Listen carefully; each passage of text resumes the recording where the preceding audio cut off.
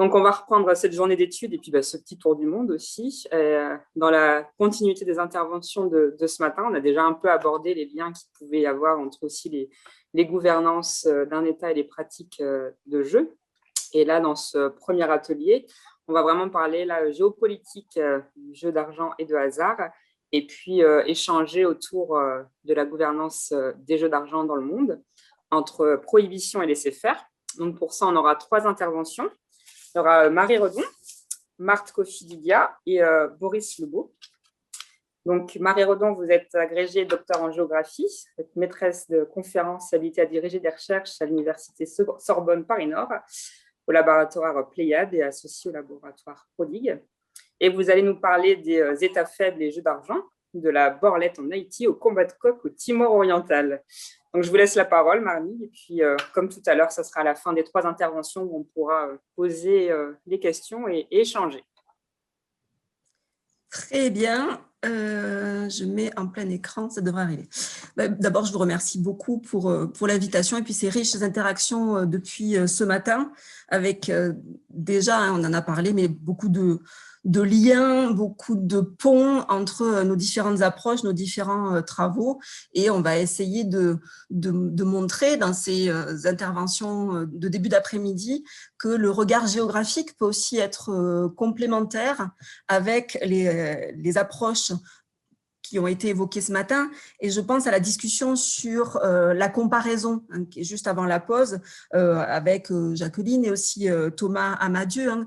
Et il me semble que la géographie apporte sa petite pierre aussi à l'édifice de la possibilité ou pas de la comparaison, en s'extrayant peut-être un petit peu de la question de l'universalisme de la pensée et le relativisme culturel, en passant par les lieux. C'est-à-dire qu'il y a quelque chose d'un peu dans la matérialité des lieux et dans le fait d'aborder les jeux d'argent par les lieux, quelque chose, alors si ce n'est d'objectif, puisque évidemment on met toujours des guillemets quand on emploie ce terme, mais en tout cas de matériel qui permet peut-être de faire un état des lieux, au moins un état des lieux, des jeux d'argent par ces lieux précisément.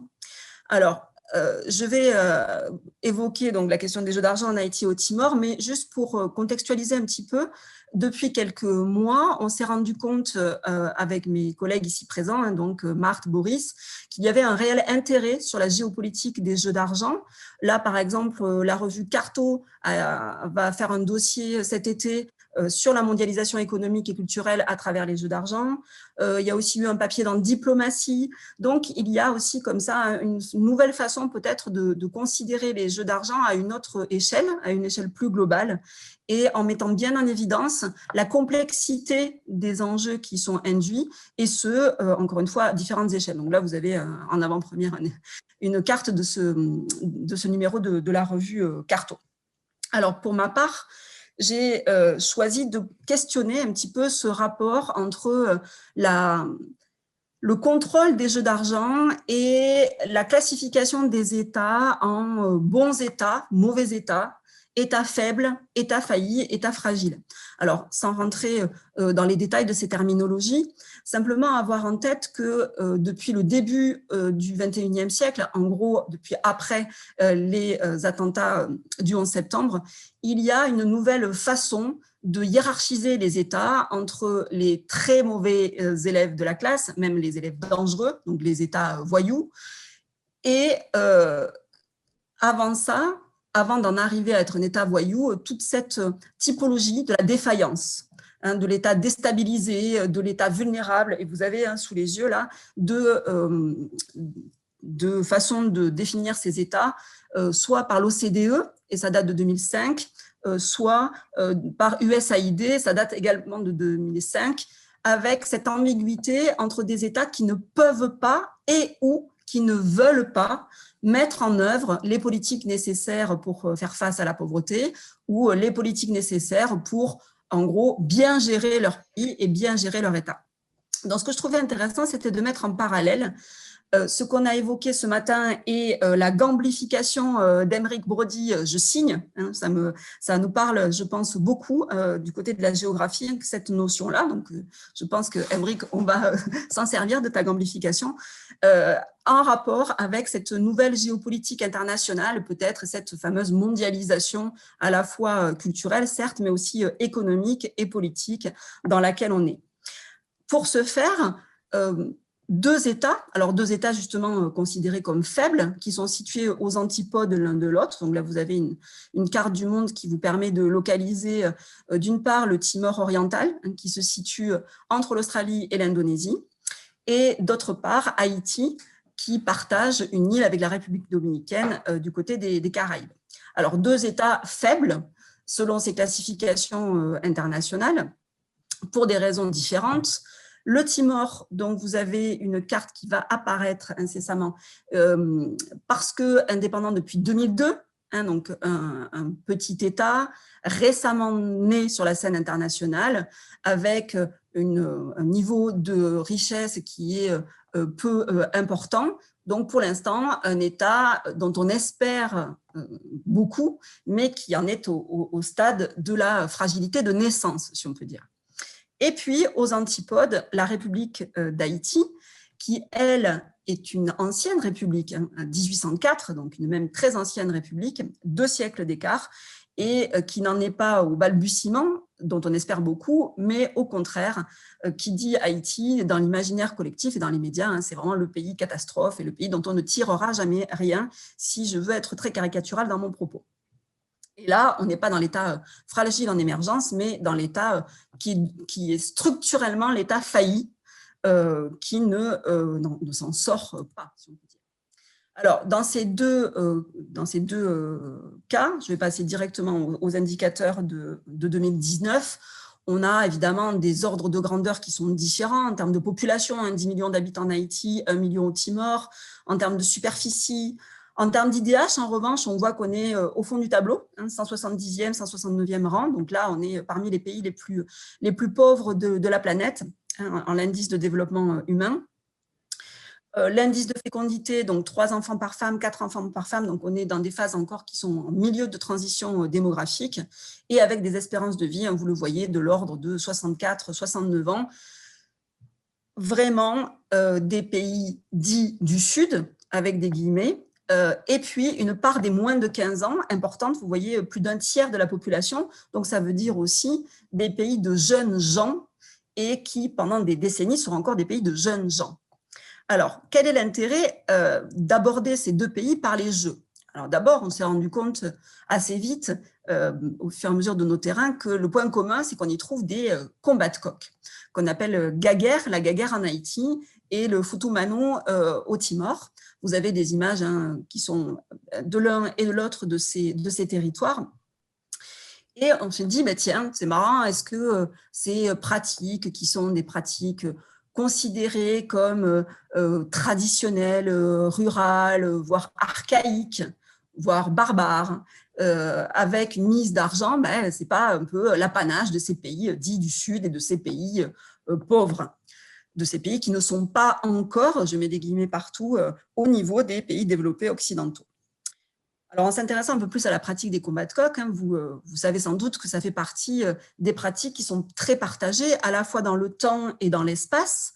Hein, dans le temps, puisqu'on trouve dans l'Antiquité, dans la Haute-Égypte, on faisait se battre des coqs, et dans l'espace, parce que de l'Europe à l'Amérique latine, en passant par Madagascar jusqu'aux Philippines, hein, on a des combats de coqs. Donc, une pratique très partagée, qui ne se cantonne pas ni à un continent, ni à une époque.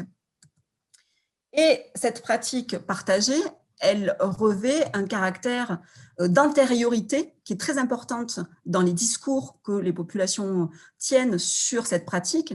Là, vous avez sous les yeux une peinture rupestre qui a été identifiée dans l'est de l'île de Timor et qui montre, alors vous avez à droite, hein, la partie retravaillée de cette peinture où on voit, je ne sais pas si on voit le curseur, voilà, on voit deux hommes devant chacun d'entre eux un coq combattant, et ils font battre leur coq, et elle date d'il y a plus de 4000 ans, cette peinture. Donc pour les Timorais, Les combats de coq, c'est une pratique millénaire, une pratique ancestrale, et on va dire très souvent que rien n'est plus timoré que les combats de coq. Ce qu'on va retrouver dans beaucoup d'endroits où on a discuté avec des pratiquants et des amateurs qui disent « Ah ben ça, c'est vraiment de chez nous ». Donc, une pratique millénaire, vraiment de chez nous, marquée par une importante masculinité. Là, vous avez aussi des images au milieu, c'est Haïti, et de part et d'autre, c'est le Timor. Le coq, en anglais, mais c'est aussi le cas en créole et c'est aussi le cas en tétoum, c'est le sexe masculin. Donc, la métaphore du combat en disant « mon coq est plus fort que le tien », elle est assez transparente. Donc, c'est un milieu partout qui est un milieu très nettement masculin. Donc, ça aussi, on va le retrouver de part et d'autre de la planète. Et aussi une pratique qui est dans le quotidien, qui est inscrite dans le quotidien. Donc là, vous avez le plan d'une maison typique, d'une maison tétoum. Donc c'est le groupe ethno-linguistique est majoritaire au Timor oriental. Et vous voyez que dans la maison tétoum traditionnelle, de la même façon que vous auriez la niche du chien devant la porte, vous avez l'emplacement du coq combattant. Donc, très ancien, très partagé, mais en même temps très présent dans le quotidien et faisant vraiment partie de façon quasi consubstantielle du quotidien, cette pratique des combats de coq qui interroge, qui est aussi, au-delà du quotidien, un imaginaire qui se projette et qui se transmet. Là, vous avez un extrait de la tragédie du roi Christophe d'Aimé Césaire, donc texte, pièce de théâtre qui date de 1963. Et dans le début de la pièce, on vous dit, voilà, la scène a lieu dans un rond de piquet délimitant une arène, c'est une gaguère, il y a 2 orthographes, une gaguère, c'est-à-dire qu'un lieu où se déroulent les combats de coq. Et c'est toute la métaphore de l'opposition qui est décrite dans la pièce entre Pétion et Henri Christophe. Donc, à la fois quelque chose de très ancré, archaïque entre guillemets, traditionnel, mais aussi qui est vecteur d'une identité culturelle, là, qui est de la Martinique à Haïti, puisque entre Césaire et Haïti, on est dans l'espace caribéen, mais pas sur la même île. Et ce que met bien en évidence Césaire, quand il parle de ce rond de piquet qui délimite une arène, c'est qu'on a un lieu particulier, un lieu délimité où se déroule le combat de coq.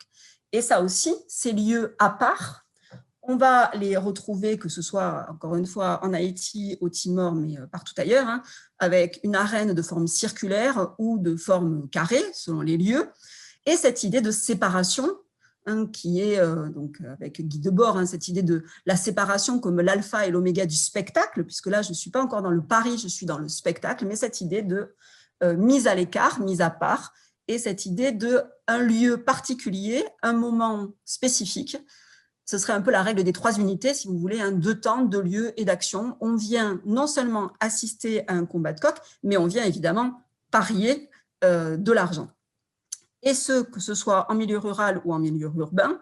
Donc là, vous avez au Timor, en haut à gauche, on est à Dili, c'est la capitale du Timor, puis là, dans une ville secondaire, puis là, au bord de la route, donc une structuration des lieux de jeu qui va suivre la hiérarchie rural-urbain, comme on peut le retrouver aussi ici en Haïti, avec ces images où là, en bas à droite, on est aux abricots, donc on est dans un petit bourg, puis quelque chose de plus important et qui est structuré, construit, et là, vous avez la grande gaguère, celle de la bourgeoisie, qui a lieu, qui est près de Port-au-Prince. Donc, des lieux de jeu très facilement identifiables, un dedans, un dehors, et pour reprendre l'expression de ce sociologue haïtien Emmanuel Seppol, qui parlait de la gaguère comme d'une institution sociale. L'institution sociale, c'est évidemment celle qui permet d'échanger non seulement des informations, d'échanger de discuter, si vous voulez, parce que c'est un lieu de rencontre, mais aussi de faire circuler de l'argent. Et c'est là que l'enjeu du contrôle étatique intervient, c'est-à-dire ce lieu de rassemblement masculin qui est très ancré dans les identités, où circulent à la fois des informations, des discussions, puisque c'est un lieu de rencontre qui a lieu à intervalles réguliers. Quel regard les autorités portent-elles dessus? Alors, en faisant un rapide historique, du côté du Timor, j'ai dit indépendant depuis 2002, eh bien, au préalable, il y a eu toute une histoire évidemment un peu longue à expliquer, mais disons que c'était une colonie portugaise depuis le XVIIe siècle et ce, jusqu'à 1975. Et au temps des Portugais, comme on dit sur place, au temps des Portugais, comment étaient organisés ces combats de coqs qui donc existent depuis des millénaires sur l'île? Il y avait donc une pyramide sociale qu'on retrouve assez classiquement dans les territoires colonisés, évidemment les Portugais tout en haut de la pyramide, mais également c'est les marchands chinois qu'on va retrouver tout à l'heure, et puis le peuple timorais. Alors, au moment de l'occupation, de la colonisation portugaise, il y avait une organisation très, pas stricte, mais en tout cas très régulière des combats de coqs, comme vous avez ici sous les yeux des images qui datent des années 70, avec les jours de marché, dans des dits bazars, des droits d'entrée, des autorisations officielles. En fait, dans les espaces ruraux les plus reculés, il y avait des combats de coqs qui échappaient à l'organisation et l'administration coloniale, mais dès qu'on était dans les villes, eh bien, c'était cette administration coloniale qui avait un regard sur les combats de coqs et auxquels on se livrait très régulièrement dès qu'il y avait des marchés. Et puis, le Timor est passé sous les occupations indonésiennes pendant à peu près un quart de siècle, pendant 25 ans. Et les Indonésiens ont interdit complètement la pratique des combats de coqs. Il y avait là une interdiction qui relevait de l'interdiction de la pratique des jeux d'argent, comme c'est le cas partout en Indonésie. C'est toléré à Bali, mais sinon c'est interdit en Indonésie. Et cette interdiction s'est aussi manifestée sur le Timor. Ce qui a fait beaucoup pour la résistance, si on peut dire. Ça fait partie des éléments culturels qui ont été opprimés et qui marquent encore les Timorais, si bien que pendant l'occupation indonésienne, les Timorais se réunissaient de façon clandestine. C'était un acte de résistance que de faire se battre les coqs et que de continuer à pratiquer les combats de coqs.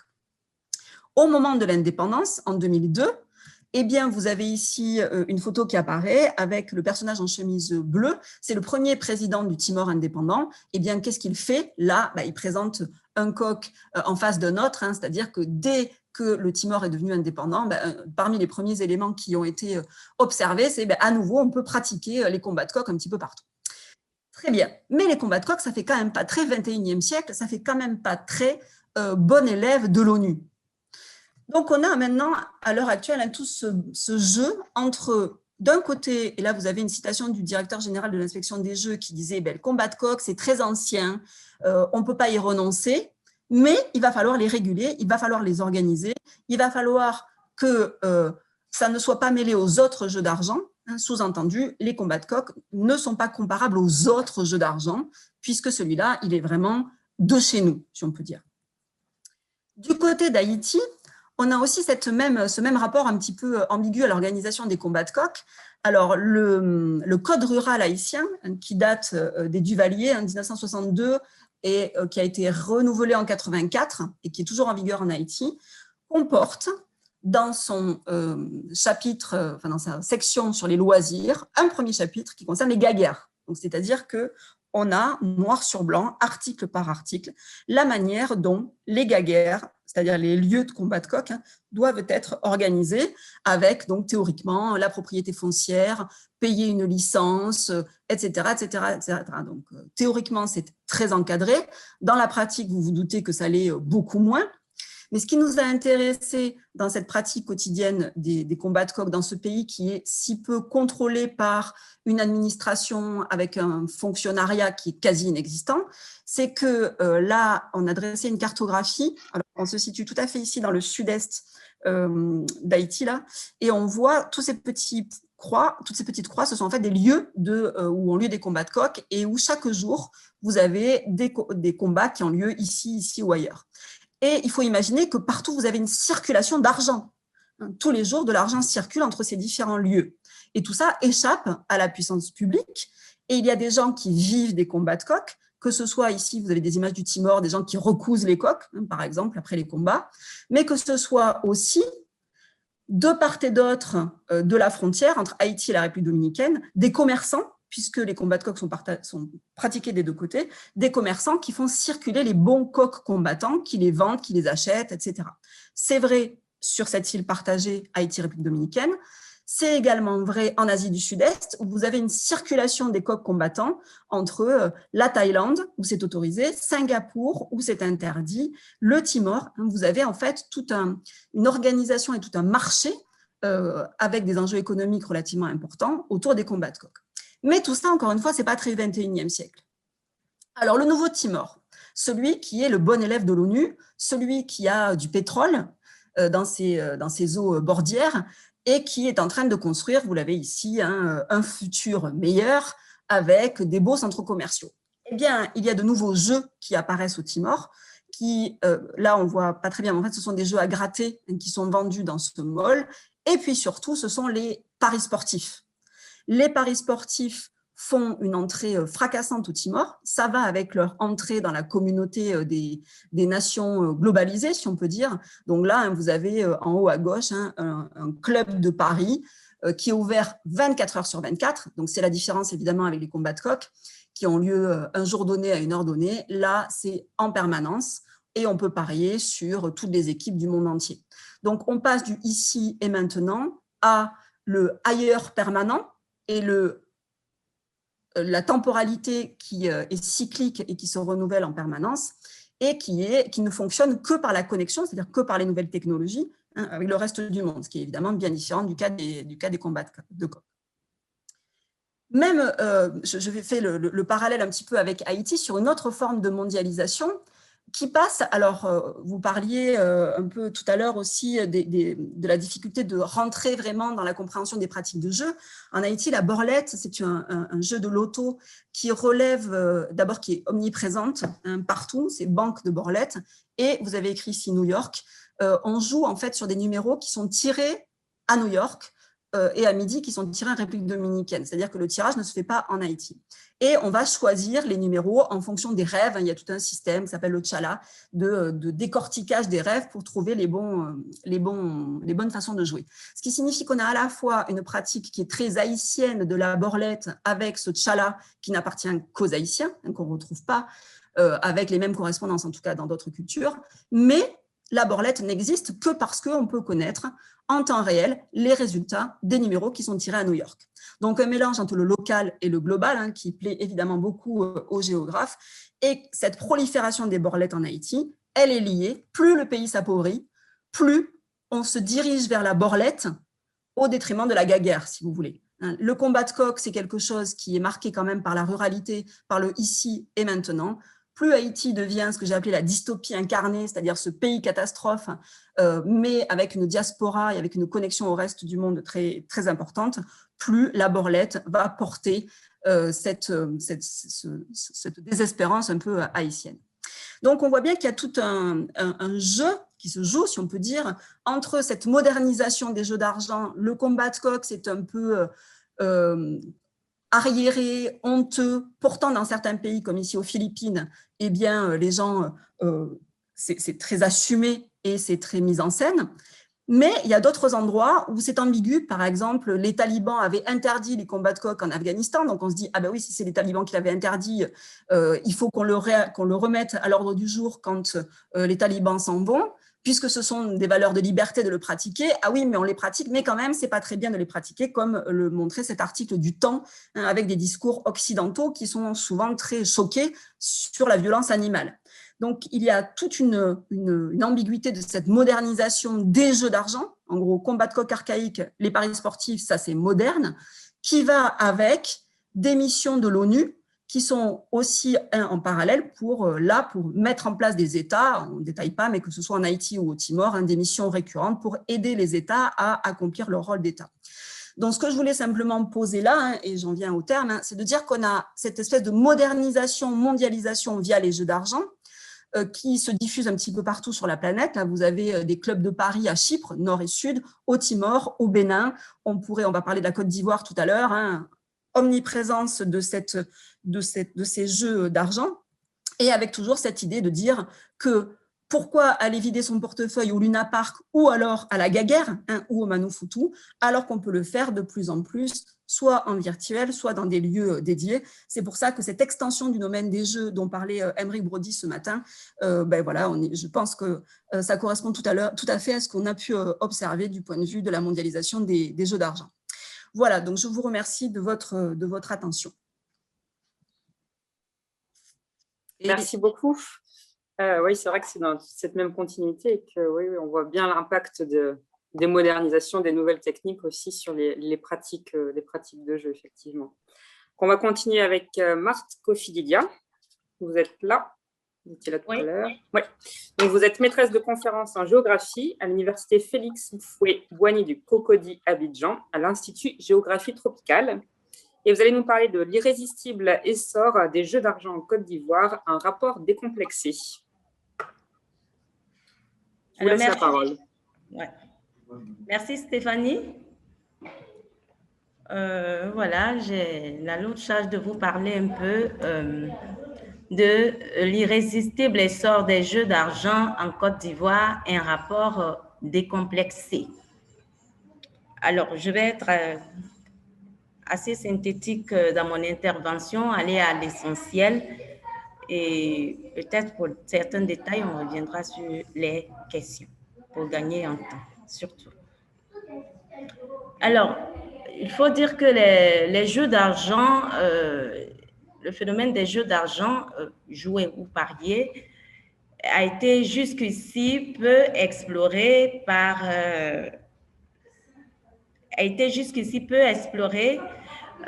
les sciences sociales, en particulier en Afrique, si ce n'est sous l'angle de l'addiction, comme une intervention qui a eu lieu ce matin, en privilégiant le plus souvent l'enjeu de la santé publique et très rarement la sociabilité, comme dans une étude de Anna Schilling consacrée aux jeunes Ivoiriens qui fréquentent les espaces de jeux de Yopougon. Donc, le phénomène des jeux d'argent constitue en soi un objet de recherche pertinent, lequel implique une géographie diversifiée dans ses objets et ses échelles de recherche et qui recouvre de multiples enjeux économiques, politiques, autant que sociaux et culturels. Et donc, c'est dans ce cadre que nous nous sommes intéressés à cette recherche sur le développement des jeux d'argent en Afrique de l'Ouest et plus spécifiquement en Côte d'Ivoire. Il est donc question dans cette étude de sonder la force de l'essor des jeux d'argent, montrer la gouvernance des jeux par les autorités publiques et de faire une typologie des différents espaces de jeux que nous avons ici en Côte d'Ivoire. Donc, pour faire ce travail, il y a une méthodologie qui a été adoptée. Il faut dire que cette méthodologie s'appuie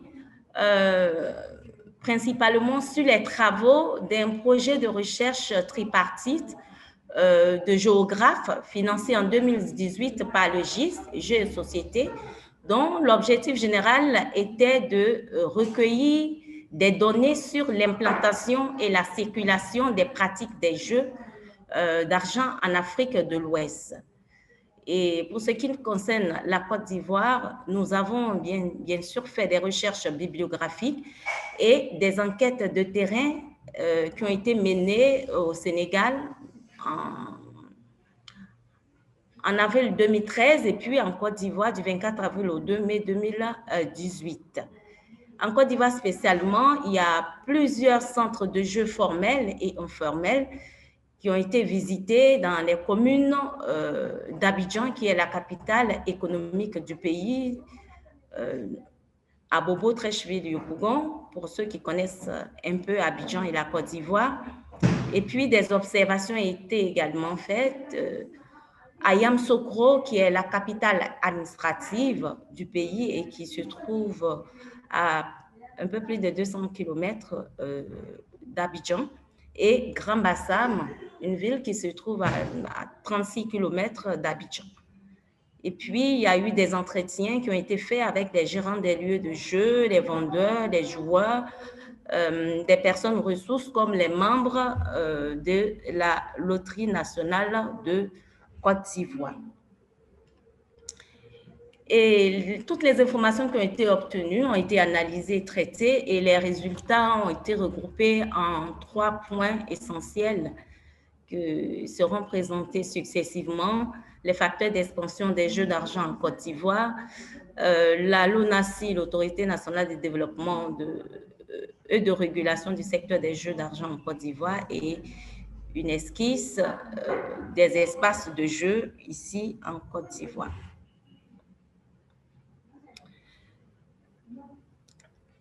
Alors, au niveau des facteurs d'expansion des jeux d'argent, le premier facteur que nous trouvons, ce sont les TIC, qui représentent jusqu'à présent un puissant vecteur de diffusion des jeux d'argent et de hasard de façon générale. Alors, le rôle des technologies de l'information et de la communication TIC est primordial, puisque c'est sur ces TIC que repose la possibilité même du jeu ou du pari pour de nombreux jeux, comme c'est le cas pour les courses hippiques ou bien les paris sportifs. Alors, le boom actuel des jeux d'argent est clairement lié au développement de la digitalisation des jeux et à la démocratisation des outils qui permettent d'y accéder, les smartphones, téléphones portables, PC ou les tablettes. Les 3/4 des jeunes Africains âgés de 17 à 34 ans utilisent leur téléphone pour jouer, et au Kenya, ce chiffre s'élève à plus de 96%, selon un sondage mené par Géopol en 2017. Et en Côte d'Ivoire, en Côte d'Ivoire, cette tendance est confirmée surtout avec l'arrivée de la génération Y, ou la génération tête baissée. Pourquoi génération tête baissée? Parce que les jeunes, de plus en plus, ont des téléphones et tout le temps la tête est baissée, on regarde sur l'écran d'un téléphone, voilà, surtout ça. Et ce qui a donné cette expression génération tête baissée montre l'utilisation accrue du téléphone par la jeunesse africaine. Et à côté des TIC, il y a aussi l'expansion urbaine, le développement urbain. Il faut dire que la Côte d'Ivoire actuellement a un taux d'urbanisation qui dépasse les 50%. On a plus de personnes vivant en ville qu'en milieu rural. Et l'essor du secteur des jeux est bien sûr lié à la dynamique d'urbanisation rapide et aux évolutions socio-culturelles qu'elle suscite. La culture urbaine favorise un rapport décomplexé au jeu. C'est en ville que se développent les pratiques individuelles pour faire parfois face aux difficultés existentielles. Et c'est un lieu de liberté où on se dit que tout est permis, sans accorder parfois une grande importance aux normes, aux valeurs sociales. Dans les situations économiques incertaines où le chômage et la précarité, l'informalité des emplois rendent prospère toute forme de pratique économique nouvelle, comme le dit Steck. Aussi illicite soit-elle, les jeux d'argent deviennent un recours pour les oubliés de la croissance, selon Gay, pour ceux qui n'arrivent pas à s'en sortir, comme on le dit couramment ici, et qui ont des difficultés. Comme l'écrit Anna Schling au sujet des jeunes joueurs de Yopougon, ce genre de paris et jeux de hasard fait écho au glissement d'ordre culturel et économique qui survalorise désormais la consommation et la spéculation dans la vie ordinaire des citadins et qui peuvent jouer librement. Et puis, un autre facteur qui permet l'expansion des jeux d'argent, il y a le relais constant de la publicité. Il faut dire que la publicité joue un rôle majeur en faisant évoluer les représentations. On a la diffusion des spots publicitaires incitant à parier davantage,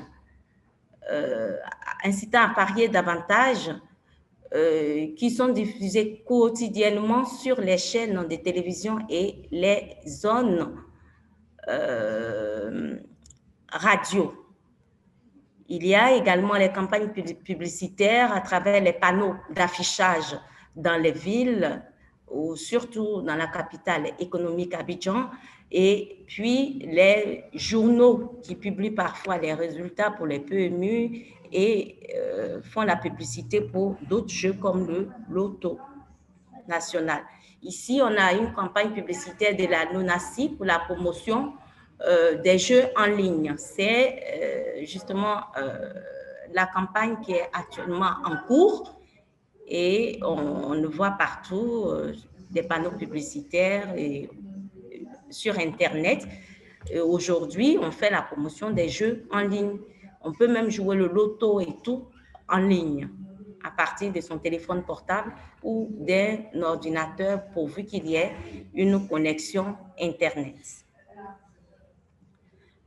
Donc, tous ces facteurs de développement, d'expansion des jeux d'argent concourent bien sûr à leur développement et surtout à une économie qui est très florissante parce que tout le monde y gagne, que ce soit les joueurs, les vendeurs, etc. Et aussi, le contrôle régalien des jeux d'argent est-il devenu un enjeu stratégique majeur dont la gouvernance est confiée à la Loterie nationale de Côte d'Ivoire, l'ONACI. Donc, les jeux sont du domaine de l'État en Côte d'Ivoire. Et le marché des jeux présente la spécificité d'être un marché monopolistique, qui est une exploitation exclusive par l'État. Et l'État distribue des agréments et supervise le secteur à travers sa structure, la LONASI, la Loterie nationale de Côte d'Ivoire, qui a été créée dans les années 1970. Et cette structure, la LONASI, est en charge de la récolte en même temps de l'épargne publique volontaire en vue de la réalisation d'investissements dans les domaines de la santé, du social et de l'éducation. Et donc, depuis 2014, le chiffre d'affaires de la LONASI est en hausse. De 2014 à 2019, plus de 300 milliards de francs CFA, 457 millions d'euros ont été distribués aux parieurs et environ 3 milliards de francs CFA ont été affectés à la réalisation d'infrastructures sociales à travers le pays, selon la déclaration du directeur général de cette structure. Et donc ici, nous voyons la courbe d'évolution du chiffre d'affaires de la LONASI qui est passé à moins de 50 milliards de francs CFA à 200 milliards de francs CFA en 2019. Et le contrôle de ces jeux, de toute cette manne d'argent qui circule, nécessite une certaine organisation de l'espace en vue plutôt de tirer un meilleur profit de tout ce qui s'est fait comme transaction. Et cet espace a été organisé, l'organisation de cet espace tourne bien évidemment autour de cette structure de gestion étatique qu'est la LONASI. Et à partir des informations obtenues, nous avons pu déterminer 3 grands espaces de jeu. On a le premier espace, les espaces de jeux concédés à des groupes internationaux, les espaces de jeux concédés par la LONASI à des groupes internationaux. On a par exemple le casino de l'Hôtel Ivoire, c'est le seul casino pour le moment du pays, qui est géré par le groupe français Barrière et qui jouit d'un bail de 10 ans. Le casino Barrière Éléphant serait d'ailleurs le plus grand casino d'Afrique de l'Ouest. Et la Côte d'Ivoire compte une vingtaine de salles de jeux pourvues de machines à sous, gérées là aussi par le groupe espagnol PEFACO via la société Lydia Ludique, qui depuis 2009 a ouvert des espaces de jeux et de loisirs à Abidjan. 14 salles et plusieurs villes de l'intérieur du pays comme Bouaké, Gagnoua, Katoula, Toumoudi, etc. et Yamsoko, la capitale administrative. Cette société, la société a négocié une concession d'exploitation et verse des redevances à la LONASI, qui est l'autorité de régulation étatique. Et donc, à côté de ces espaces concédés, nous avons les espaces de jeu. Nous avons les espaces de jeu gérés par la LONASI. Et ici, nous avons le maillage des agences et implantations de la LONASI sur le territoire ivoirien. Là, nous avons un peu l'organisation, le siège social, les 14 agences régionales et ensuite, à partir de ces agences, nous avons les espaces de jeu, les kiosques et les vendeurs de rue. Il y a à peu près environ 3 000 à 3 000 points de vente LONASI dans le pays, dont 1 100 points de vente PMU, et à chaque point de vente est rattachée une agence selon les informations recueillies sur le terrain. Voilà. Et donc ici, nous avons des photos qui montrent des points de vente LONASI Sport Cash, jeu de grattage, et puis des jeux de paris. Et ici, un kiosque, un point de vente LONASI au plateau, le centre des affaires du pays, dans la capitale économique du pays, à Abidjan, au plateau.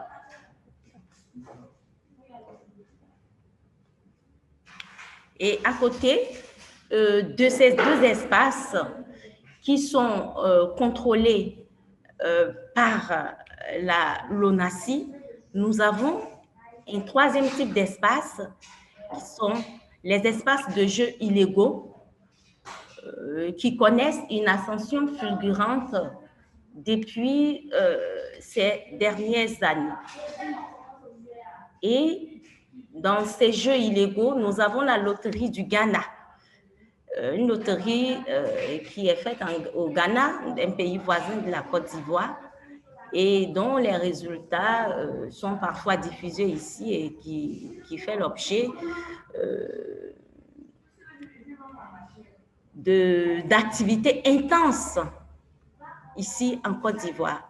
Alors, le secteur est organisé par des promoteurs privés appelés parrains ou patrons qui ont des représentants au Ghana et qui disposent d'un capital relativement important pour faire tourner l'activité. Le loto ghanéen dispose de près de 5 000 points de vente et réalise un chiffre d'affaires annuel de plus de 36 milliards de francs CFA en Côte d'Ivoire et fait perdre environ 1 milliard de francs CFA en termes de recettes fiscales à l'État selon une étude du ministère de l'Économie et des Finances publiée en 2020. À côté de la loterie ghanéenne, il y a les paris sportifs clandestins qui sont également organisés, qui représenteraient un chiffre d'affaires annuel estimé à 6 milliards de francs CFA, soit une perte fiscale de 180 millions de francs CFA pour l'État en termes de perception d'impôts ou de taxes sur les jeux. Et puis, il y a également la diffusion des machines à sous installées clandestinement et qui sont de plus en plus, qui sont en train d'apparaître depuis près de 2 ans, dans le paysage urbain, on peut voir devant les salons de coiffure, etc. Et ici, nous avons un exemple des jeux illégaux. Nous avons la machine à sous qui est installée clandestinement dans un endroit et que des gens viennent jouer, ils mettent l'argent pour jouer. Et puis à côté, on a un tableau qui proclame les résultats du loto gagné. Il donne les résultats du loto gagné. Ici, en Côte d'Ivoire, dans un espace de jeu. Donc, que retenir de cette brève étude? Il faut dire que le secteur des jeux d'argent est en plein essor depuis quelques années en Côte d'Ivoire, à la faveur surtout d'un contexte socio-économique et politique relativement favorable, qui permet à tous ces facteurs d'entrer en jeu, les facteurs de diffusion des jeux comme l'Internet, les TIC et puis autre chose, la ville qui évolue et la population ivoirienne qui augmente et qui devient de plus en plus pauvre et qui s'adonne également à ces jeux. La LONASI est un acteur principal de ce secteur. Qui est un acteur principal de ce secteur est la structure de contrôle et de régulation de l'État qui se présente désormais comme un acteur économique majeur de l'exploitation des jeux d'argent au service du développement social du pays et des populations. Cette première phase d'investigation dans l'ensemble laisse augurer que le sujet mériterait de plus amples et systématiques recherches au niveau de la Côte d'Ivoire et à l'échelle de l'ensemble de l'Afrique de l'Ouest pour bien saisir à la fois dans chaque pays et dans leur interaction comment se construit avec force cette industrie des jeux d'argent en Afrique, elle-même intégrée dans des rapports globalisés à travers des jeux comme le PMU ou le sport cash, les paris sportifs. Mais en attendant ces études plus poussées, le jeu continue parce que ça occupe et ça engrange beaucoup d'argent, ça fait des emplois, ça fait des revenus. Et donc, le jeu continue et on dit avec la LONASI, comme le dit le slogan de la LONASI, on a tous une bonne raison de jouer pour gagner de l'argent, pour se faire un emploi et pour participer de cette façon au développement socio-économique et éducatif du pays. Je vous remercie.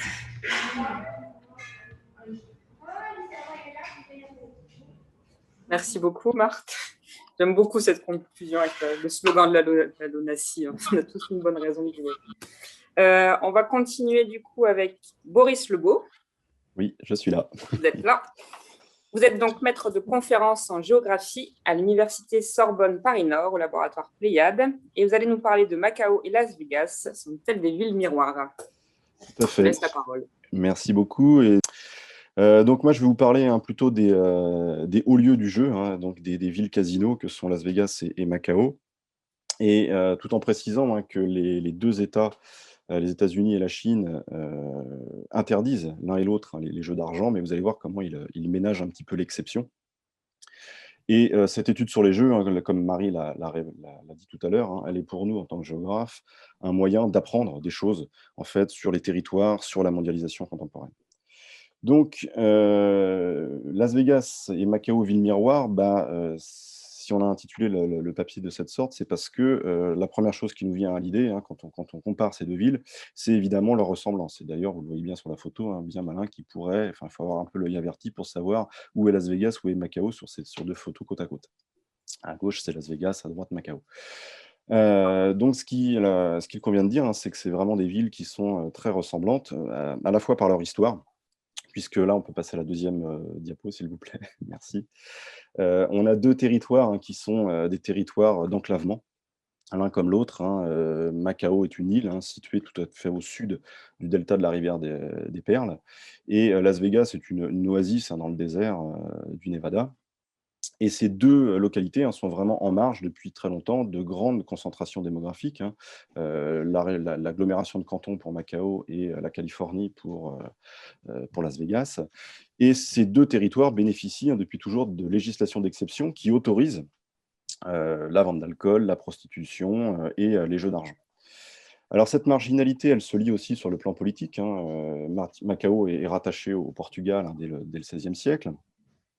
Et elle va abriter une partie des partisans de la République de Chine de Chiang Kai-shek à partir de 1949, après la révolution communiste, et notamment les groupes, les triades, les mafias chinoises qui vont se réfugier à Macao, Hong Kong et Taïwan. Las Vegas est aussi un petit peu marginal sur le plan politique dans la mesure où elle est sous forte influence des Mormons, d'une part, en tout cas l'État du Nevada, et à partir des années 70-80 va s'y développer un courant politique qui est le libertarianisme. D'ailleurs, Murray Rothbard, qui est un des grands théoriciens de ce courant-là, le libertarianisme, finira sa carrière à l'Université de Las Vegas. Alors, dans ces 2 villes, le développement des jeux, il est ancien. Après, on arrive à trouver des traces dès 1850 à Macao, un peu plus tardivement, évidemment, près d'un siècle après, à Las Vegas. Las Vegas, c'est plutôt... Alors, à Macao, excusez-moi. L'origine de l'essor des jeux, c'est la concurrence qui va être faite à la ville par l'essor de Hong Kong, qui est rattaché à l'Angleterre en 1842 et qui va prendre une place prépondérante dans les échanges entre l'Europe et la Chine. Et donc, Macao va un peu décliner et vont se développer les fumeries d'opium, les cercles de jeux, etc. À Las Vegas, c'est plutôt dans les années 30-40 que vont commencer à arriver les jeux. Et de manière assez surprenante, c'est un petit peu paradoxalement par l'entremise de l'État qui va mettre en valeur des politiques de mise en valeur de l'Ouest, du Grand Ouest américain, avec la construction du barrage Hoover en 1931, la construction d'une grande base aérienne en 1941, puis les essais nucléaires en 1961. Tout ça va entraîner une arrivée de main-d'œuvre masculine dans le désert et qu'il va falloir divertir. Et du coup, Las Vegas va voir des lieux destinés, offerts, des débits de boissons et des jeux, des lieux de prostitution qui vont éclore un petit peu partout. Et à partir de 1959, on va avoir des capitaux issus des mafias, notamment après la après la révolution à Cuba, qui vont se rapatrier aux États-Unis et qui vont des gangs, des groupes criminels qui vont vouloir blanchir leur argent dans la ville. Alors peut-être qu'on peut descendre, je ne sais pas ce que c'est après comme oui, voilà, comme diapositive, c'est parfait. Merci. Donc c'est surtout, nous, la période contemporaine qui va nous intéresser, qui est la plus intéressante. Puisque là, pour le coup, c'est Las Vegas qui va se montrer un petit peu le leader. Les jeux étaient d'abord à Macao. Et Las Vegas, dans les années 90, va véritablement prendre un tournant dans l'orientation de la ville. Les capitaux issus des mafias, etc., vont progressivement se faire plus discrets. Je ne sais pas s'ils vont complètement disparaître, mais ils vont devenir beaucoup plus marginaux dans le financement des casinos. Et ce sont surtout les grandes entreprises qui vont investir progressivement dans ces établissements de jeux. Donc, on va avoir des compagnies d'assurance, des entreprises des médias qui vont investir dans les casinos. Et puis, à la fin des années 90, au début des années 90, il va y avoir toute une génération d'hommes d'affaires qui va arriver sur la ville et qui va avoir cette capacité à drainer une partie des flux financiers de Wall Street et de l'activité financière qui s'est vraiment dérégulée à partir des années 80 aux États-Unis. Et donc, en 1989, il y a le casino Le Mirage qui est ouvert à Las Vegas, qui coûte 680 millions de dollars à l'époque, qui est une somme absolument faramineuse pour l'époque, et qui aurait été financé avec des actifs pourris de Wall Street. Et donc, à partir de ce moment-là, Las Vegas va recycler des actifs sans valeur du système financier. Donc, on voit bien comment, en réalité, l'économie des jeux va s'imbriquer progressivement dans le capitalisme états-unien qui prend un tournant financier à cette époque-là. Alors, avec ce nouveau canal de financement, hein, l'afflux de capitaux va être considérable sur la ville, hein, et ça va entraîner une course au gigantisme des hôtels. Les plus importants comptent plus de 7 000 chambres aujourd'hui, hein, et on va voir une envolée des coûts aussi, hein, des casinos, puisque les derniers à être construits dans les années 2006-2009 à peu près, hein, coûtaient à peu près 2,5 milliards d'euros, de dollars, pardon, le casino. Alors évidemment, pour remplir de tels hôtels, hein, et de tels casinos, bah, les jeux vont plus suffire à eux-mêmes. Et du coup, Las Vegas, hein, invente un nouveau modèle que vous connaissez sans doute, hein, qui va être la thématisation des casinos. Donc là, on peut peut-être passer à la photo d'après, hein, qui va donner d'autres illustrations de ça, hein. Donc la ville va devenir une destination touristique à part entière. Alors c'est vraiment culturellement très ancré aux États-Unis, hein, puisqu'on va proposer, voilà, des répliques de Venise, de Paris, des pyramides de Luxor, et cetera. Et Las Vegas va véritablement devenir une destination touristique et familiale, ce qu'elle n'était pas à l'origine, hein. Donc là, vous avez encore des diapos qui déroulent, vous montrant l'intérieur des casinos. Bon, c'est des choses qui sont assez connues, hein. Et donc le jeu, hein, va s'étoffer alors déjà, vous voyez les paris sportifs, hein, qui intègrent de plus en plus, hein, les salles de jeu, les salles de casino, hein, à côté des machines à sous et des tables de jeu. Des grands malls commerçants où on va pouvoir faire du shopping, et puis, on va le voir probablement dans la photo d'après, hein, une offre de spectacle qui est, extrêmement abondante, hein, sur la ville, hein, avec des concerts, des spectacles de tout genre. Et enfin, la diapo d'après, la proximité évidemment, hein, des grands parcs naturels de l'Ouest américain qui font que, bah, Las Vegas va progressivement s'ériger en une destination touristique internationale, et devenir une étape incontournable finalement dans un voyage américain, hein, enfin en tout cas dans le Grand Ouest américain. Donc, si bien que finalement les jeux, ne représentent plus, au début des années 2000, que 60%, hein, des recettes des établissements de jeux, des casinos, puisque le tourisme, hein, prend une part croissante de ces revenus. Alors, Las Vegas, à partir de 2008-2009, va être confrontée à la crise des subprimes, à la crise immobilière, et elle va payer très cher cette crise, hein. Il va y avoir des plans de licenciement très abondants. Et Macao va être vu par les opérateurs de Las Vegas comme un potentiel relais de croissance, hein, alors qu'à Las Vegas, l'activité s'essouffle un peu. Et ça tombe bien, puisque à partir de 2001, les autorités chinoises ambitionnent de faire de Macao, hein, une espèce de double de Las Vegas.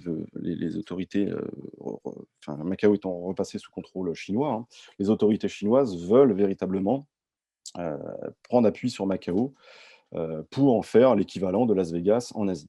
Donc, bah, même politique, c'est-à-dire que l'agglomération va réhabiliter le patrimoine architectural portugais, comme on voyait sur la photo précédente, hein, le faire classer par l'UNESCO, et on va essayer d'en faire une destination, une espèce de vitrine de l'Occident en Asie. Donc c'est vraiment une destination touristique fabriquée pour les touristes asiatiques, et notamment les touristes chinois, hein, qui représentent plus de 80% de la clientèle à Macao. Donc à ce patrimoine architectural, on va articuler, tout un système de commerce de produits occidentaux, hein. Vous allez trouver toutes les grandes enseignes de luxe occidentales, européennes notamment et françaises, hein, à prix, pratiquement coûtant, c'est-à-dire beaucoup moins taxés qu'en Chine, hein. C'est des produits auxquels les Chinois n'ont pas accès, ou difficilement accès, ailleurs, hein. Et évidemment, ils vont, continuer à, structurer une offre de jeux, avec la construction de nouveaux casinos. Et cette offre de jeu, elle va, être étoffée par l'accueil d'établissements américains. Donc on va libéraliser le secteur des jeux et permettre aux acteurs américains de venir s'implanter à Macao, pardon. Et vous voyez bien que l'objectif de la Chine, hein, à l'époque, c'est de profiter de la notoriété de ces grandes enseignes américaines, de aussi, profiter d'un transfert de savoir-faire, d'un transfert de compétences, hein, depuis les États-Unis jusque la Chine. Donc là, je pense que si on passe sur la diapositive qui suit, on va voir, voilà, les anciens casinos qui existaient, qui étaient, les casinos de la famille Ho, hein, qui détenaient un monopole sur les jeux depuis 1967 dans la ville. Et on va voir sur la carte après, si vous voulez. À partir de 2001, donc sur l'île du Nord de Macao, hein, qui est écrit en rouge là, il va y avoir l'aménagement de tout un front de mer sur laquelle on va dédier des espaces pour l'accueil de ces casinos étrangers. D'accord. Et il va y avoir également la création sur l'île du Sud, du quartier de Kotai, hein, qui était en fait, il y avait 2 îles anciennement, Taipa et Koloan, et elles vont être reliées par un polder, et sur ce polder, on va construire des casinos, et c'est là qu'on va accueillir les casinos étrangers. Et vous voyez bien que tout ça est articulé avec un aéroport international. Donc on est véritablement, hein, dans une logique de construction là aussi d'un territoire touristique. Et les casinotiers américains apportant à Macao, construisant des répliques de leurs enseignes de Las Vegas. Là, vous avez voilà, les casinos américains construits à Macao, hein. Si bien qu'en quelques années, hein, Macao va devenir un double véritablement de Las Vegas, en tout cas sur le plan formel. Alors on pourrait s'en tenir à ces aspects formels et conclure à une mondialisation qui uniformise tout. Mais il faut quand même rentrer un petit peu dans les coulisses, de voir ce qui se trame derrière ces casinos, hein. Et en fait, quand on y regarde de plus près, il apparaît qu'on ait vraiment 2 modèles de gouvernance des jeux qui sont singulièrement différents et voire en réalité concurrents. Alors, à Las Vegas, la ville, hein, il faut bien voir qu'elle s'est construite, dans une logique d'addition des projets d'entreprise, hein, et dans une stricte logique de privatisation des profits et de socialisation des coûts. C'est-à-dire qu'en gros, les casinos, les opérateurs de jeux, dans la ville de Las Vegas, hein, ont réussi à négocier avec les autorités, du Nevada un taux d'imposition maximum à 6,5 %, donc ce qui ferait rêver plus d'une entreprise, hein, même d'un particulier. Par ailleurs, les casinos, hein, se sont construits sur le Strip, hein, qui est une bande, hein, au sud de la municipalité de Las Vegas, mais qui n'appartient pas à la ville de Las Vegas. Et donc ces casinos sont sur un territoire qui est non constitué en municipalité. Donc elles ne payent pas de taxes locales, hein, les casinos ne payent pas de taxes locales. Donc charge à la ville de Las Vegas, en réalité, hein, d'assumer tous les coûts, de l'accueil des populations, des touristes, et cetera, sans pour autant bénéficier des retombées fiscales. Et ça, c'est très conforme à la logique, hein, libertarienne en vogue, dans le Nevada. Alors, du coup, Las Vegas aujourd'hui pour, faire face un petit peu, alors je ne sais pas si on peut descendre, voilà, ça vous montre un petit peu les diapos qui viennent là, l'adoption des mêmes recettes touristiques, hein, à Macao. Voilà, ce petit tableau m'intéresse, voilà. Pour vous montrer, hein, que depuis un certain nombre d'années, en réalité, les profits, des casinotiers à Las Vegas sont un peu en train de se tasser. En fait, ils sont à peu près bloqués, toujours au même, à peu près 39-40 millions de visiteurs touristiques par an, et des profits, hein, qui sont de l'ordre de 6,5 milliards de dollars. Alors, pour pallier cette érosion, hein, des recettes, la ville de Las Vegas engagée dans une logique offshore, hein. C'est-à-dire que la ville essaye, comme toujours, hein, de capter des revenus qui viennent de la voisine californienne. Et donc, l'État du Nevada est un paradis fiscal, hein, il faut le savoir, au même titre que le Panama ou que les îles Vierges britanniques.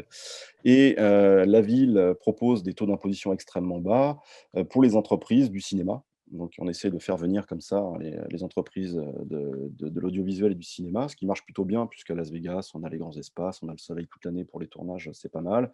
On n'est jamais qu'à 3 heures de route de Los Angeles. Ils ont essayé dans le domaine des high-tech, ça a beaucoup moins marché, mais ça marche dans le domaine du sport. Ils ont réussi à transférer, hein, l'équipe des Raiders d'Oakland, hein. La ville de Las Vegas a construit un stade tout neuf pour cette équipe de foot, qui a été transféré à Las Vegas. Et aujourd'hui, la ville a fait le pari de devenir l'un des centres, hein, de consommation du cannabis récréatif le plus important en Amérique du Nord.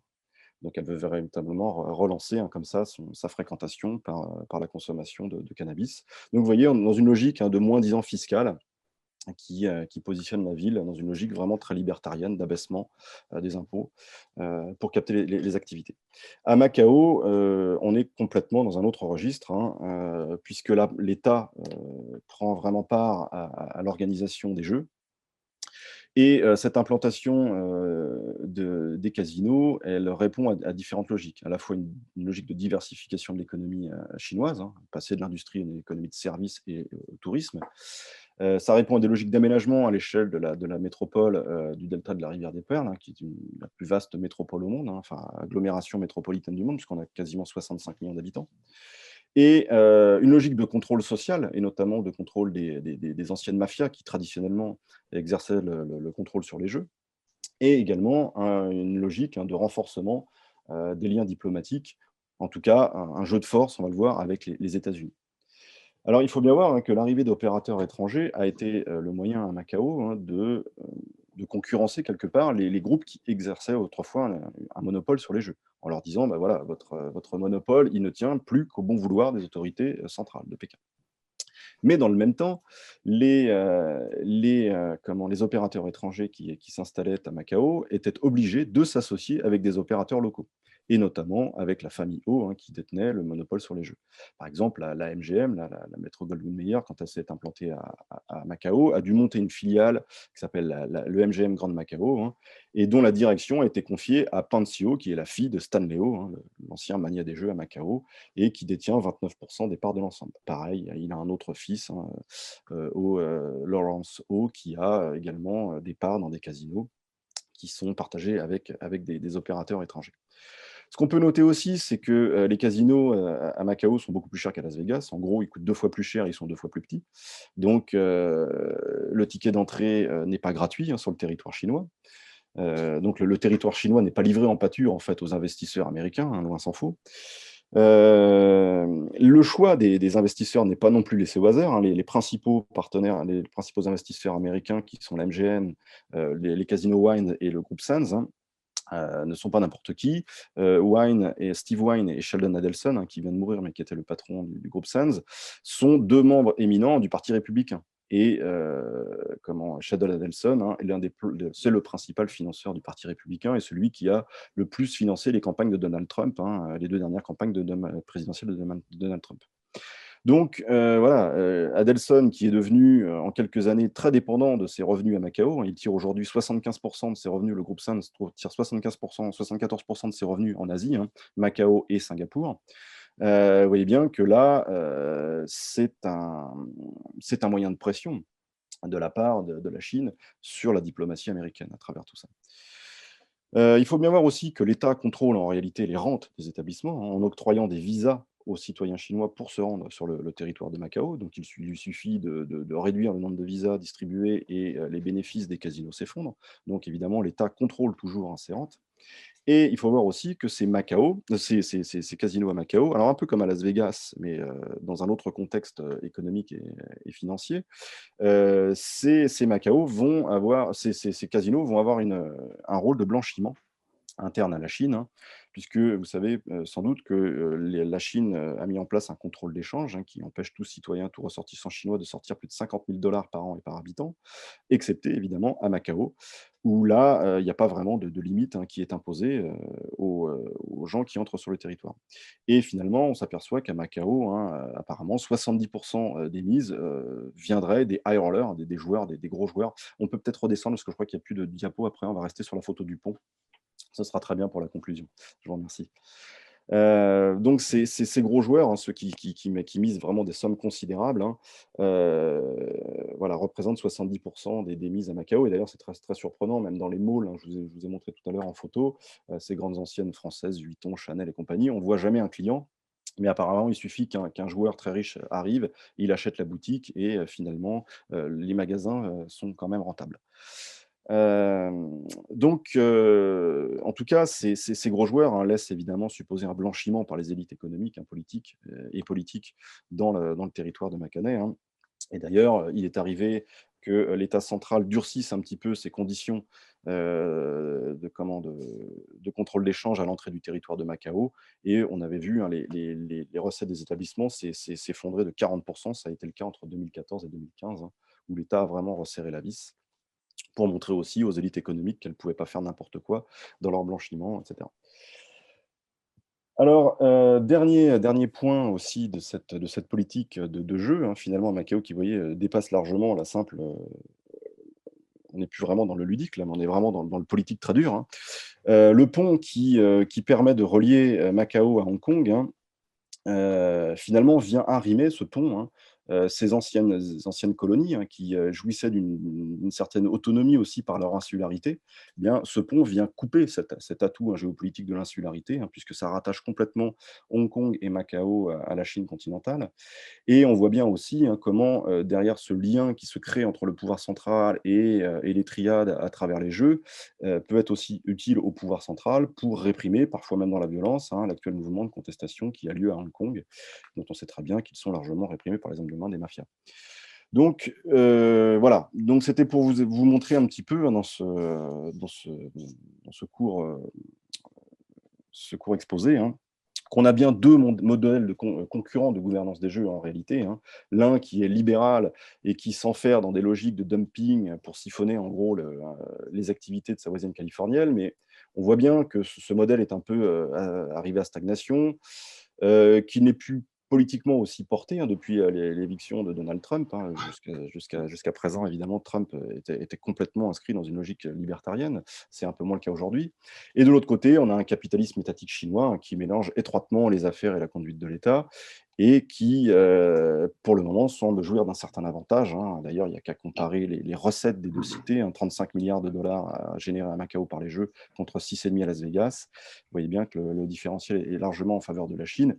Et on peut s'interroger du coup sur l'ascendant que prend la Chine dans cette affaire, si il n'est pas en mesure de remettre en cause à l'avenir les formes libérales de capitalisme. Voilà, je vous remercie et je m'excuse encore pour ces problèmes de technique. Merci beaucoup, Boris.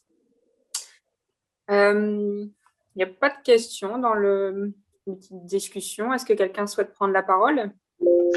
Si vous souhaitez prendre la parole, faites avec réaction et levez la main pour qu'on puisse suivre le fil.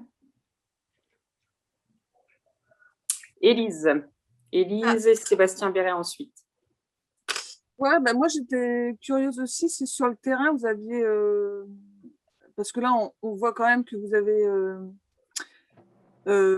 observé, pardon, je cherche mes mots, observé un peu cette mondialisation quant à l'offre de jeux, mais est-ce que vous avez aussi pu observer quelques pratiques de prévention sur les territoires? Est-ce que vous avez vu dans vos terrains des pratiques de prévention par rapport aux jeux excessifs ou pas du tout? Alors, je ne sais pas qui veut répondre parmi nous parce qu'il y en a des terrains très différents. Ça dépend vraiment des terrains, justement. Marie pourra peut-être répondre sur ces terrains et sur la France, mais c'est clair que, par exemple, dans le cas de Las Vegas, bah là, évidemment, la prévention est réduite à peau de chagrin, hein. Et en Chine, dans la mesure où vous voyez bien que l'État est extrêmement intéressé à la chose, c'est pareil, l'État ne se soucie pas trop des conséquences sociales des jeux. Si ce n'est qu'à Macao, il y a juste eu une mise en place, hein, pour que les jeux soient acceptés par la population macanaise, qui n'était pas complètement intégrée à la Chine, une certaine redistribution fiscale du produit des jeux, mais dont bénéficie la population, qui travaille beaucoup dans les casinos, etc. Mais en termes de prévention, non, rien. Après, Marie, peut-être que tu auras ou Marthe, vous aurez je laisserai Marthe répondre pour la Côte d'Ivoire. Du côté d'Haïti, j'allais dire ha ha ha, hein, voilà. Donc, non, c'est-à-dire que là, non, on est à des millénaires de ce genre de voilà. Il y avoir éventuellement un petit autocollant avec écrit interdit aux mineurs, mais enfin, à part ça, voilà. Et au Timor, même chose, c'est-à-dire que là, on est dans des contextes et des réalités qui sont tout, c'est-à-dire on peut avoir du côté, alors là je parle pour le Timor, en tout cas à la direction générale des jeux, on va vous dire oui, bien sûr, jeux responsables, etc., mais après dans la pratique, les combats de coq, il y a des enfants aussi, il y a des jeunes garçons, tout ça, c'est très, surtout dans les milieux ruraux. D'ailleurs, ça fait partie des éléments un peu vers l'âge adolescent, avoir son propre coq, s'en occuper, etc. Et pour ce qui est des jeux de grattage, alors, la vente est interdite aux mineurs, il y a des petits panneaux d'interdiction de vente aux mineurs, mais pas donc il y a ce genre de choses-là, mais de la prévention plus poussée, j'ai vu ni à Chypre, ni à Chypre Nord, en tout cas pour ce qui est les casinos et pour ce qui est les clubs de Paris, ni à Timor, ni en Haïti. Voilà. Et pour la Côte d'Ivoire, je pense que entre Désiré qui parlait ce matin et Marthe tout à l'heure, vous allez pouvoir répondre aussi. Voilà. Alors, en Côte d'Ivoire, il n'y a pas spécialement d'action de prévention. Peut-être que Désiré pourra rajouter quelque chose de son côté. Mais au niveau de la législation, les jeux, c'est interdit aux Ivoiriens depuis le président Félix Houphouët-Boigny. Mais il y a quand même, malgré cette interdiction, il y a des gens qui se cachent pour jouer. Et la nouvelle législation, je crois qu'ils ont parlé d'une autorisation à partir de 18 ans. Mais avec la diffusion des jeux en ligne, même des enfants de moins de 18 ans, 15 ans, etc., ils jouent. On n'a pas véritablement de contrôle ni de prévention sur cette population de joueurs.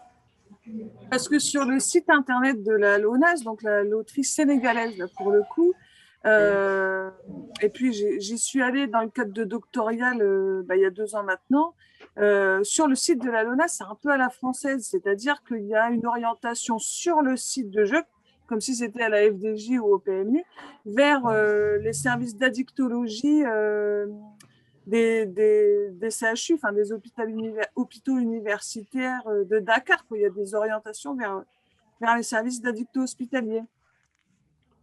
En tout cas à Dakar.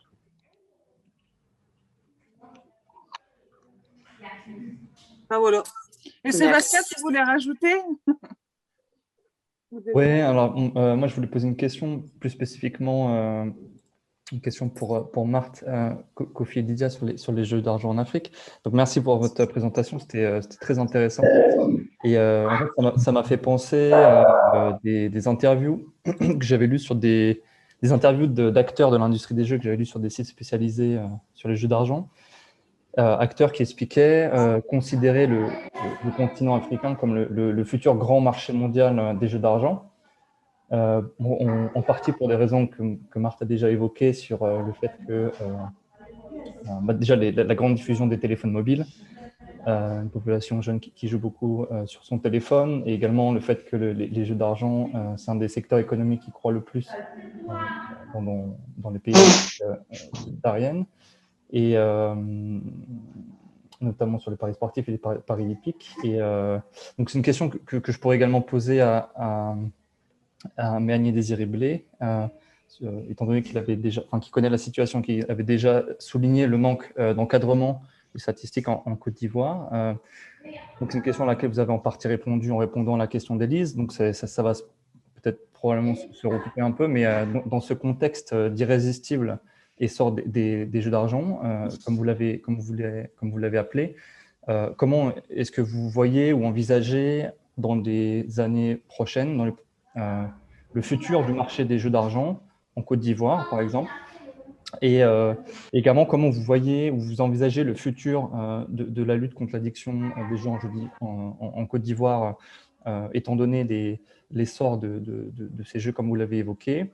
Et également, c'est une question qui m'intéresse, parce que c'est une question auquel j'ai aucune connaissance dessus. Qu'en est-il, si vous avez des données là-dessus, qu'en est-il des effets liés aux effets du coronavirus sur la pratique des jeux en Côte d'Ivoire et leurs effets, s'il y en a eu des effets importants? Ok, merci. Oui, merci Sébastien. Merci. Qu'est-ce qu'on pense du futur des jeux? Comme on l'a dit, on avait rencontré les personnes ressources de la LONASI. Le futur ne peut être que promoteur, puisque les jeux évoluent et il y a une essor importante depuis ces dernières années. Et tout ça, c'est dû, je crois, au travail qui est fait en partie par la structure de la Loterie nationale avec les campagnes publicitaires, etc. et le développement des TIC aidant. Donc, on se dit que dans les années à venir, on aura encore plus de joueurs et surtout la cible, ce sont les jeunes joueurs.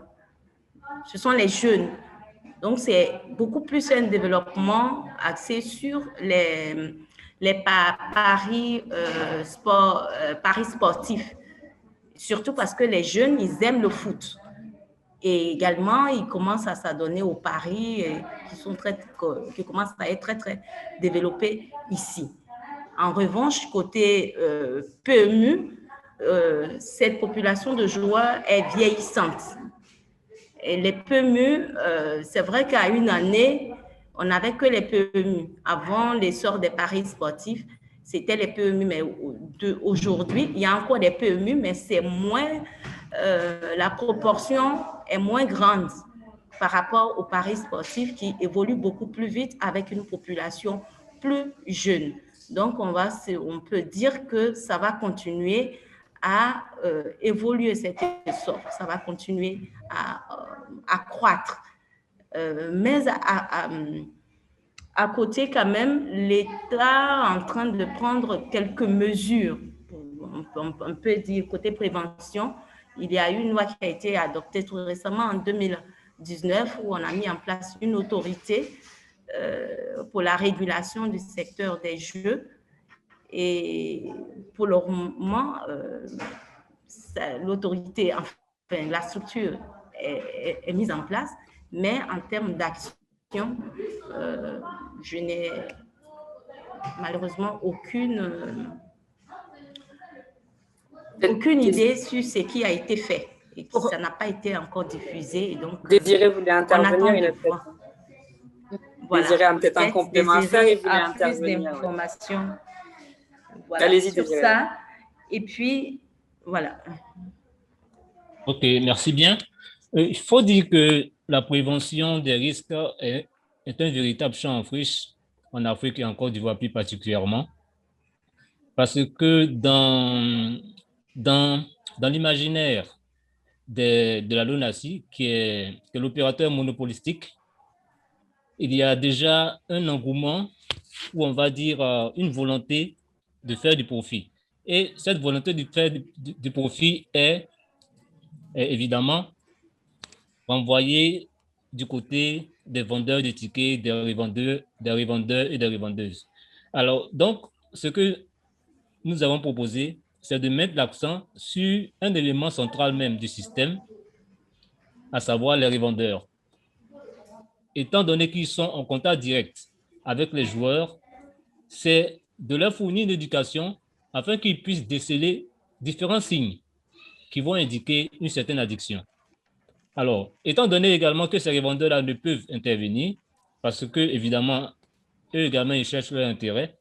Donc, c'est l'autorité de régulation qui devra déjà impulser l'action à faire afin que la LONASI, en tant qu'intervenant monopolistique, puisse donner des indications à ces revendeurs-là pour qu'ils puissent prendre en charge les addictions ou pour qu'ils puissent prévenir ce qu'on pourrait appeler des addictions, parce que ce n'est pas forcément au moment où ces addictions-là sont effectives qu'il faudrait intervenir. C'est bien en amont.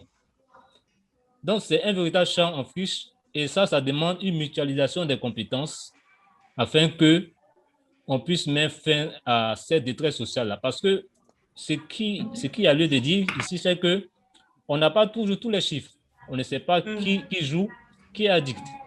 Alors, donc, il faudrait déjà mettre en place une certaine prévention pour prévenir une détresse sociale. Parce qu'il y a des véritables détresses sociales dans nos sociétés. Surtout que le professeur l'a souligné, la majorité des joueurs concernant les PMI par exemple, ou bien même dans une certaine mesure le loto, ce sont des personnes âgées. Voilà, il y a un axe de vulnérabilité là, il y a une ligne de vulnérabilité à résoudre, à résorber, pour qui voudrait faire une prévention écologique des risques. Donc, pour me résumer, c'est de prendre en compte de façon écologique, on va dire, les différentes lignes de vulnérabilité qui se présentent et d'y apporter au fur et à mesure des remédiations ciblées. Voilà un peu ce que nous voyons. Merci beaucoup. Alors, Marie et ensuite Jacqueline. Oui, juste pour aller dans le sens de ce que viennent de dire Marthe et M. Désiré, juste une phrase qui nous avait marqué dans les entretiens avec les responsables de la LONASI, c'était « La Côte d'Ivoire n'a pas commencé à jouer ». Ça rejoint la question de Sébastien tout à l'heure, c'est-à-dire c'est vraiment des réservoirs, et c'est vrai pour la Côte d'Ivoire, mais pas uniquement. Hein, le Bénin aussi, on a entendu la même chose, hein, c'est-à-dire des réservoirs de croissance pour le secteur des jeux, c'est évident, avec les jeunes, les femmes. Vous avez vu les publicités qu'a montré Marthe tout à l'heure, hein, ce sont des femmes, donc ça c'est évident. Après, de l'autre côté, du côté peut-être plus, moins pessimiste de la barrière, l'espèce de globalisation qu'on a essayé d'évoquer, c'est aussi une globalisation des normes, hein, avec cette question du jeu responsable qui a largement été évoquée ce matin, avec la World Lottery Association qui n'impose pas, mais qui met en discussion, qui met en partage des savoir-faire, et parmi ces savoir-faire, il y a le jeu responsable. Et donc, un certain nombre de mesures prises pour essayer de limiter les effets absolument catastrophiques des jeux d'argent. Donc, peut-être qu'à la fois, il y a expansion des jeux d'argent, ça c'est une évidence, mais leur rattachement à cette globalisation économique, financière, avec la transparence, y compris économique, c'est-à-dire les flux d'argent qu'évoquait Boris tout à l'heure, qui sont générés par ce secteur des jeux, si on veut rentrer dans la cour des grands, entre guillemets, il faut montrer une capacité à gérer à la fois financièrement, proprement, mais aussi avec du jeu dit responsable. Donc ça irait dans le sens d'une plus grande attention au risque, ce qui n'a rien à voir avec la réalité sur le terrain. C'est bien tout ça l'enjeu. C'est-à-dire il y a le discours, évidemment, il y a l'affichage, hein, et il y a pratique, et la pratique sur le terrain, elle est qu'il y a plein de jeunes gens, c'est-à-dire que le côté vieillissant, oui, c'est vrai pour le PMU, mais dans des pays, je repense au Timor, à Haïti, vous avez un tiers de la population qui a moins de 15 ans et qui n'a qu'une envie, c'est que Mbappé marque un but ou que quel autre joueur du Real, etc. Bon, voilà, on est dans cette globalisation-là avec des jeunes gens qui sont les cibles, qui ont chacun leur téléphone portable dans les mains et qui peuvent jouer partout, tout le temps. Voilà ce que je voulais dire. Merci. Merci aux collègues géographes pour vos interventions. Et justement, Marie, tu viens de répondre à la question que je souhaitais poser, qui était est-ce que vous, en tant que géographe, vous avez une connaissance j'ai presque envie de dire, de l'usage social et politique des fonds qui émergent de ces structures de jeu? Parce que quand on voit les différentes formes de publicité là, que vous avez montrées, notamment en Côte d'Ivoire, on incite les gens pour pouvoir jouer, pour pouvoir mieux accompagner une maternité, mieux accompagner un mariage, mieux accompagner les différents événements de la vie. Mais en définitive, est-ce que ces mannes financières vont vers les populations et participent justement à de meilleures conditions de vie des populations, justement, sur ces différents domaines de la vie, par exemple. Est-ce que vous, en tant que géographe, vous avez accès à ces données-là? Je peux peut-être répondre pour les casinotiers, pour les casinos. Hein. La machine à sous, en gros, 70% des mises retombent dans les poches du client, en fait, du joueur. Et l'objectif, c'est que la personne se divertisse et passe un bon moment. Mais comme on dit toujours, à la fin de la partie, c'est toujours le casino qui gagne. Hein. Donc, c'est quand même des gigantesques entreprises à siphonner l'argent des gens. Voilà. Et c'est pour ça aussi qu'entre vertu et profit, on voit bien que les États, ils ont quand même arbitré. D'autant plus qu'ils sont intéressés à ces profits aujourd'hui. Et on peut dire que, d'une certaine manière, si on regarde les choses du point de vue financier, hein, ce n'est pas les populations qui gagnent. Alors après, il y a d'autres dimensions. La dimension ludique doit être prise en compte. Mais quand même, voilà. Du point de vue financier, c'est le casinotier et l'entreprise de jeu qui rafle la mise. Et après, ça va dépendre des États, de leur capacité par l'impôt, en gros, hein, à sociabiliser les gains des casinotiers. C'est-à-dire qu'en Europe, les établissements de jeu sont quand même largement ponctionnés par l'État de taxes diverses qui vont profiter finalement, qui vont retomber dans les poches de la collectivité publique et qui pourraient redistribuer, financer des campagnes d'addictologie, etc. Aux États-Unis, c'est un contexte très libéral, en Chine, comme je l'ai montré aussi, et dans les pays d'Afrique, bon, voilà, vous l'avez dit aussi, quoi. Merci en tout cas de vos interventions parce que je dirais ça nous permet dans notre collectif de réfléchir à comment comment se construit, enfin peut se construire ou pas d'ailleurs la prévention. Parce que en fait, moi ce que j'entends à travers les différentes interventions là des uns et des autres, c'est de voir à quel point ce sont les politiques des États qui construisent la vulnérabilité. Et c'est ça qui est important à repenser en matière de prévention, parce que tous les dispositifs de prévention sont toujours construits sur la responsabilité, voire la culpabilité des individus à pratiquer telle ou telle activité.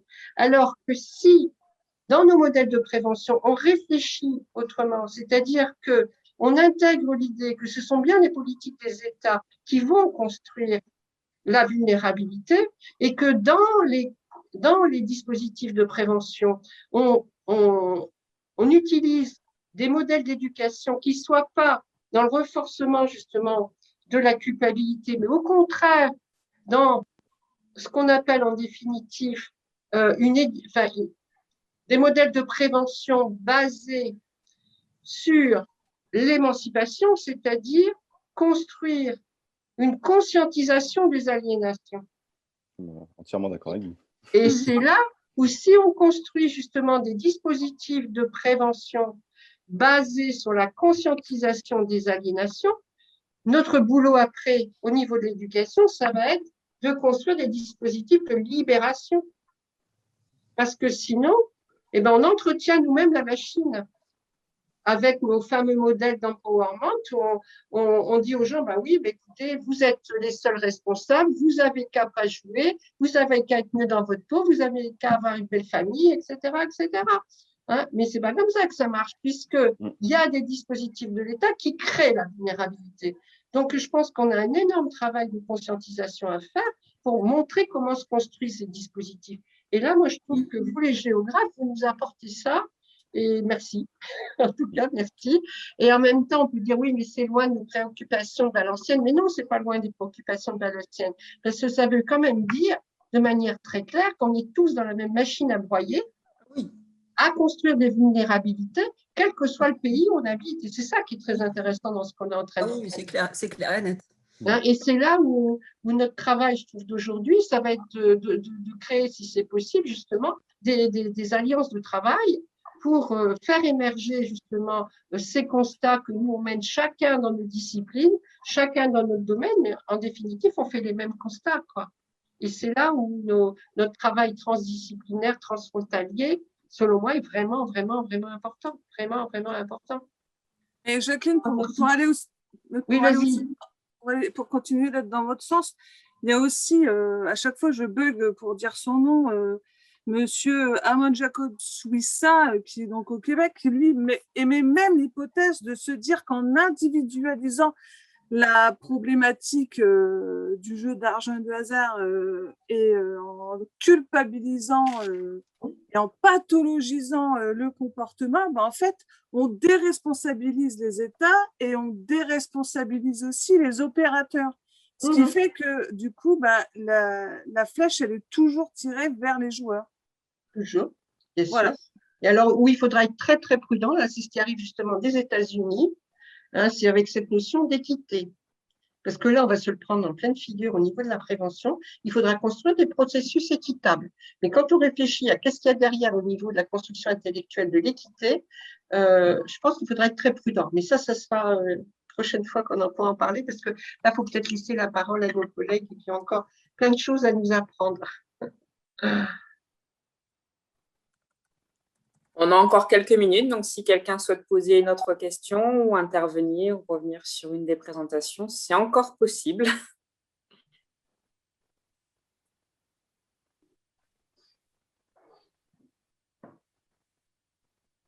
Non.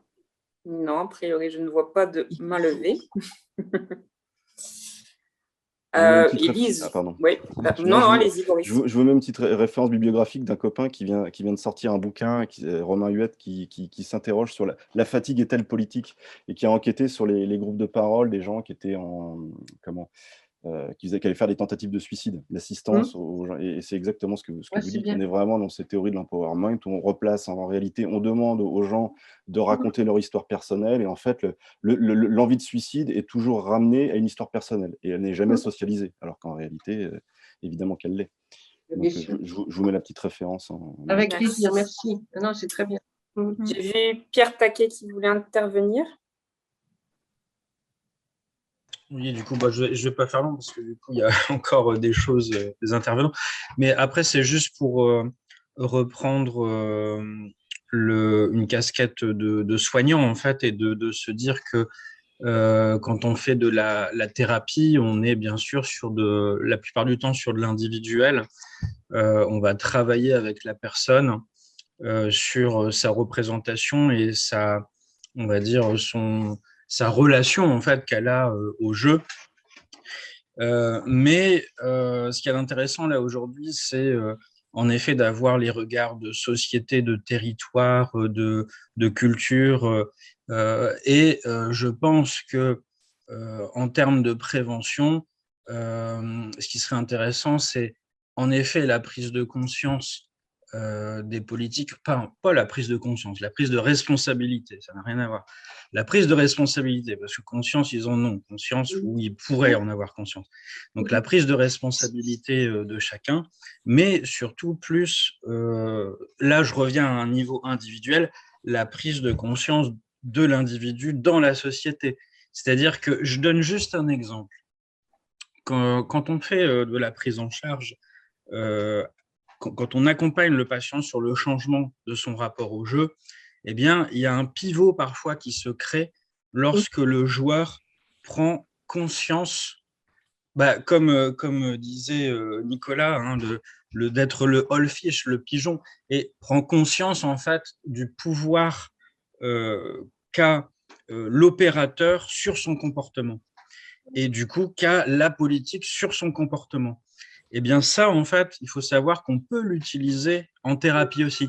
C'est-à-dire que on n'est pas, et c'est important d'avoir ce regard-là aussi de la thérapie.